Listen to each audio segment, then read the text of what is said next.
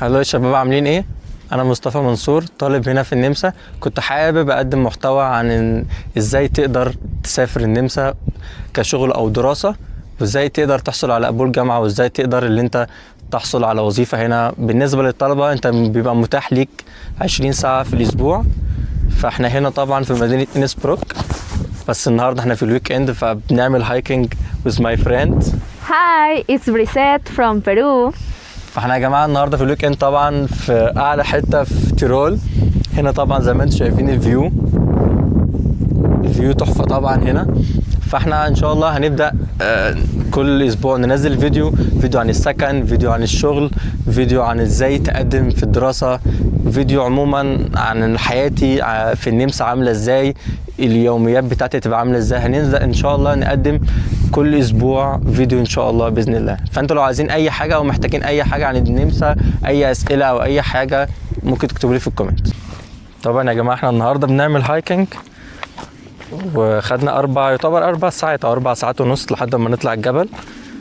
بس لو في ناس مش حابه تطلع ماشي وكده، ممكن تاخد كيبل كارت، بس هتدفع 40 يورو، فكتير قوي الصراحه يعني. فاحنا حبينا ان احنا ناخد التجربه ونطلع احسن، يعني ناخدها مشي. يعتبر التجربه حلوه، بس يعني دي يعتبر يعني اعلى مكان في إنسبروك. يعتبر انت شايف كل المدينه كلها، يعتبر شايف تيرول كلها، يعتبر يعني بتبقى انت شايف كل المدن اللي تحت كلها. دلوقتي يا جماعه احنا وصلنا لاعلى مكان في الجبل. طبعا حابب اوريك الفيو بيكون عامل ازاي. It's beautiful. Yeah, it's all view. وهنا طبعا في مطعم لو عايز حابين تاكلوا حاجة. Yeah. ممكن ندخل نشوف المطعم عامل ازاي. This is a restaurant. Yeah.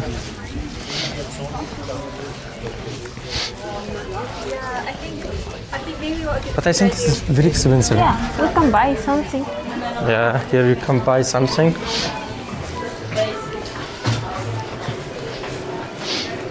And here you can. This is ده المطعم يا جماعة، يكون عامل كده. حابين تيجوا تقعدوا،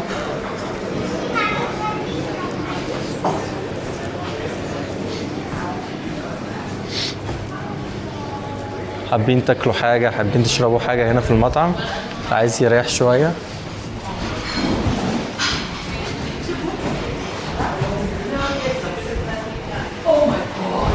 What did you think for today?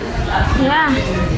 We eat here 3 hours ago. I Yeah. think no, 1 hour ago we eat here, and the food was really delicious. I love it. Yeah, me too. And it's cheap, I think. Where the food that we select is cheap. ودلوقتي يا جماعة نعتبر نازلين من على الجبل. الصراحة كانت تجربة جميلة جدا، أي حد هنا في إنسبروك ممكن يجربها يعني. بس أنصحك ما تاخدش الكيبل كارد، لأنه غالي جدا، تدفع 40 يورو، فكتير الصراحة يعني. فاحنا خلاص خلصنا اليوم يعتبر، بس يعتبر احنا خدنا 4 ساعات عشان نطلع فوق الجبل. أنا شايف يعني كويسين، يعني 4 ساعات مش كتير يعني. بس اهم حاجة يعني لو انت حابب تيجي مع جروب طبعا بيبقى احسن، ما تجيش لوحدك، ويكون معاك بقى كل حاجة. جيب بقى كل الاكل اللي معاك، سناك، اي حاجة انت عايز تاكلها، لان الاكل هنا في المطاعم، احنا كلنا هنا في المطعم انا واصحابي هنا، بس الصراحة المطعم غالي يعني، وده طبيعي يعني، لان انت في اعلى حتة في إنسبروك، فده طبيعي الاكل يكون هنا غالي. فصراحة كانت تجربة جميلة جدا. فان شاء الله الفترة اللي جاية دي هنبدأ ننزل فيديوهات عن إنسبروك وعن الاماكن تانية جديدة برضو هنا في تيرول. حابب يا جماعة اوريكم الفيو ده.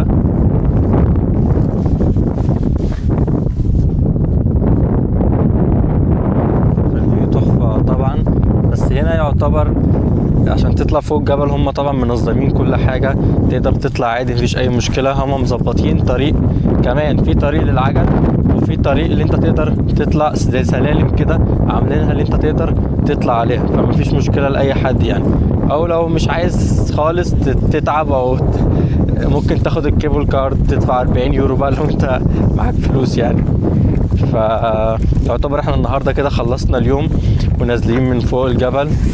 بس كانت تجربة جميلة جدا. بص هم الصراحة هنا في نسبروك تحديدا يعني مظبطين كل حاجة، يعني كل الجبال اللي انت عايز تطلعها او عايز تعمل اي رياضة طبعا زي السكي. طبعا لسه احنا بعد شهر كده هتلاقي المكان ده كله تلج، وان شاء الله هبدأ اللي انا اجرب اول مرة طبعا سكي. معرفش الصراحة بس يعني هروح انا واصحابي هنبدأ نجرب السكي، هنشوف بيبقى عامل ازاي. بس هو الصراحة يعني السكي محتاج اللي انت يعني تشتري كل حاجة. طبعا الحاجات غالية، الخوذة والشوز والحاجات دي كلها عشان تقدر تشتريها طبعا غالية، محتاج 1000 يورو. بس انت ممكن تعمل ايجار، يعني ممكن تاخدهم 1 يوم وخلاص، يعني عادي مفيش مشكلة. طبعا يا جماعة الناس اللي عايزة تاخد الكيبل كارد طبعا هي 20 دقيقة بس، وهتبقى في أعلى مكان في نسبروك. زي ما انتم شايفين الناس طبعا هنا يعتبر طريق العجل يعني، بس احنا ما رحناش الطريق التاني عشان الطريق يعتبر الطريق دي أسهل شوية في النزول، لأن الطريق التاني بيبقى رخم شوية. ودي يا جماعة يعتبر خريطة. احنا يعتبر كنا هنا، احنا خدنا الباص لحد المكان ده وبعد كده طلعنا كل ده ماشي لحد المكان ده. طبعا لما يكون معاك الخريطة بتبقى سهلة عليك اللي انت تقدر تمشي وتبقى عارف الطريق شوية في الجبل، فدي بتبقى حاجة كويسة جدا طبعا. ولما انت يكون معاك الخريطة تقدر اللي انت تيجي هنا وتبقى عارف انت فين بالظبط. هم الصراحة عاملين حساب كل حاجة، يعني كل ما تمشي شوية او تطلع مثلا 10 دقايق تمشي هتلاقي فيه علامات مكتوبة انت المفروض فين دلوقتي، لو عايز ترجع ازاي، لو عايز تروح مكان تاني. فهم يعتبر مظبطين عاملين حساب لكل حاجة يعني هنا.